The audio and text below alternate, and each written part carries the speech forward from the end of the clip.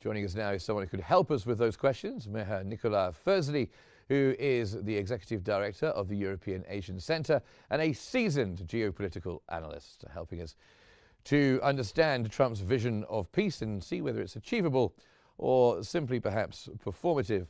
Hello, Mr. Firzli. Welcome back to Q News. Thanks for being here with us.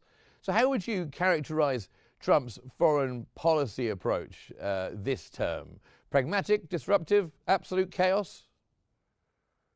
Delighted to join you today, and I would use the Greek word, not chaos, which is also a Greek word, but I would use another one, which is paradoxical. So it's not what we see, hence my choice of word paradox.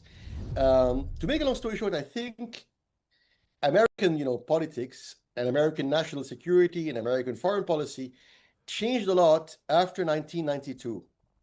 So for the past 33 years, including the first Trump presidency, because in his first, term in office, Trump had very limited room for maneuver, right? So now you could say that in the past 4 months, Trump has really spread his wings, and Trump is really being Trump, right?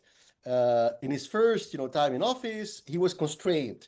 But to make a long story short, in the past 33 years, American foreign policy and national security was mostly neocon. I'm using neocon as a broad brush here because the Democrat, the center-left Democrat, Hillary Clinton, Tony Blair version of neocon is what they call liberal hoax. So today, people like Emmanuel Macron in France and Keir Starmer in London are heirs to the same tradition. So if you're center-left, they would call you liberal hawkish. If you're a right-wing Republican in the mold of George W. Bush or John McCain, you're a pure neocon. And these guys, for 33 years, they call the shots.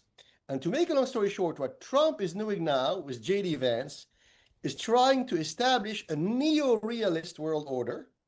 And that's why they call him, selfish, Machiavellian, evil, disorganized, ruthless, because he's really unraveling. He's destroying everything the likes of Hillary Clinton and George W. Bush and Dick Cheney and Joe Biden did in the past 33 years. And in Europe, today, most policy thinkers and policymakers, I mentioned, Macron in Paris, Starmer in London, who are liberal hawks, center-left neocons. But now in Germany, we have a right-wing neocon in the person of Friedrich Merz.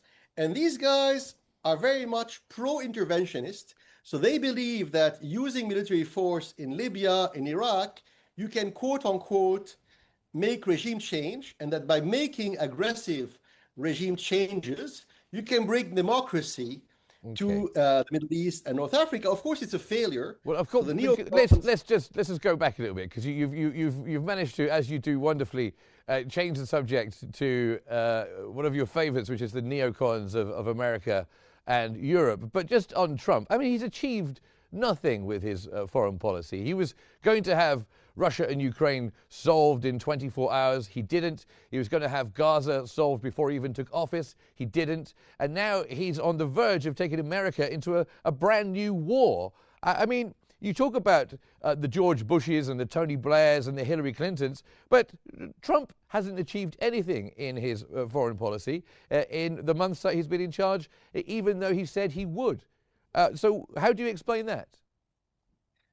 So I will agree with you partially. With Trump, it's not a bravado. So he's bombastic. Bravado is part of his culture, the way he talks, the way he speaks. So he's really like a second car salesman, right? So he exaggerates, right? So it's always big, even the latest fiscal annual spending bill in America, he called it the big, beautiful bill. So the choice of words is almost a caricature. And the hyperbole, to use another Greek word, the hyperbole, the exaggeration, is part of his persona. But we shouldn't just remain on the surface and say, oh, he said, like Jesus, he would rebuild the temple in 3 days, or he would make peace in Ukraine in 24 hours. He didn't do it, therefore he's a failure. I think it's too early to judge. I think instinct is to be a realist, a neo-realist, and to avoid war. And that's what we're seeing now. Trump is torn. So to answer your question, right?